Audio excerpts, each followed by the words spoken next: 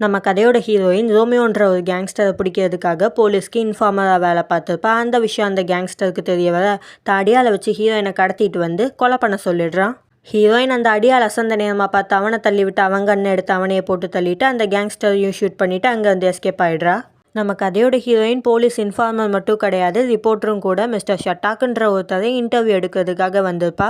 ஆனால் அவரை இன்டர்வியூ எடுக்க முடியாமல் போயிடுது. ஸோ வெளியே போயிட்டுருக்கா. அப்போ அவளை கிராஸ் பண்ணி மிஸ்டர் ஷட்டாக் உள்ளே போயிட்டுருக்காரு. அந்த ஷட்டாக் வேறு யாரும் இல்லை, அவர் தான் இந்த கேங்ஸ்டர் ரோமியோ, ப்ளஸ் நம்ம கதையோட ஹீரோவும் கூட. ஹீரோவும் ஹீரோயினும் மீட் பண்ணுறாங்க. ஹீரோவை பார்த்த ஹீரோயினுக்கு பயங்கர ஷாக்கு.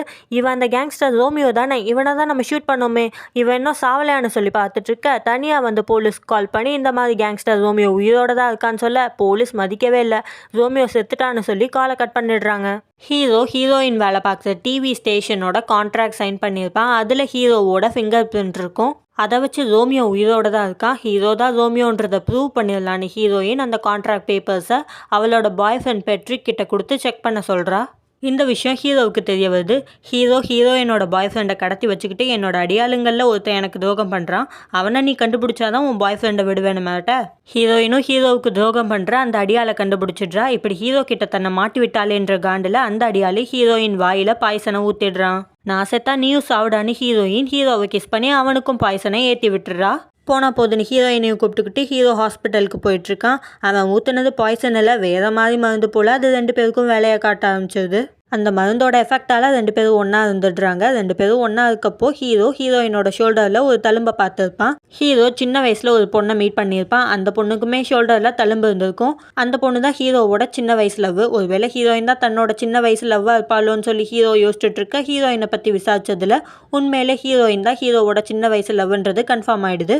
ஆனால் ஹீரோவை பற்றின ஞாபகங்கள் எதுவுமே ஹீரோயினுக்கு இல்லை. ஹீரோவை எப்படியாவது போலீஸ்கிட்ட மாட்டி விடணும், அதுக்கு நம்ம ஹீரோ பக்கத்தில் இருக்கணும்னு ஹீரோவை லவ் பண்ணுற மாதிரி நடிக்கிறா. பாவம் அதை ஹீரோவும் நம்பிடுறான். ஹீரோயினை வச்சு தாங்குன்னு தாங்குதான். ஹீரோ காட்டுற பாசத்தில் ஹீரோயினே கொஞ்சம் கொஞ்சமாக ஹீரோவை லவ் பண்ண ஆரம்பிச்சிடுறா. ஹீரோவோட ரூமில் ஹீரோயினும் சின்ன வயசில் எடுத்துக்கிட்ட ஃபோட்டோ இருந்திருக்கும். அதை பார்த்தோன்னே ஹீரோயினுக்கு பழைய ஞாபகங்கள் வந்துடுது. ஹீரோ சில தப்பெல்லாம் பண்ணதான் நினச்சி தான் போலீஸ் ரோமியோவை பிடிக்கணும்னு நினச்சிருப்பாங்க. ஆனால் அந்த தப்பெல்லாம் பண்ணது ஹீரோ கிடையாது. ஹீரோவுக்கு மேலே பாஸ் மாதிரி ஒருத்தர் இருப்பான், அவன் தான் அந்த தப்பெல்லாம் பண்ணியிருப்பான். இப்போ அந்த விஷயமும் எல்லாருக்கும் தெரிய வந்தது. அப்படியே கொஞ்சம் வருஷம் கழிச்சு காட்டுறாங்க. ஹீரோ கேங்ஸ்டர் வேலையெல்லாம் விட்டுட்டு ஹீரோயினை கல்யாணம் பண்ணிக்கிட்டான். இவங்களுக்கு அழகான ஒரு பெண் குழந்தை இருக்குது. 2 பேரும் ஒரு நார்மலான லைஃப்பை வாழ்ந்துட்டுருக்காங்க.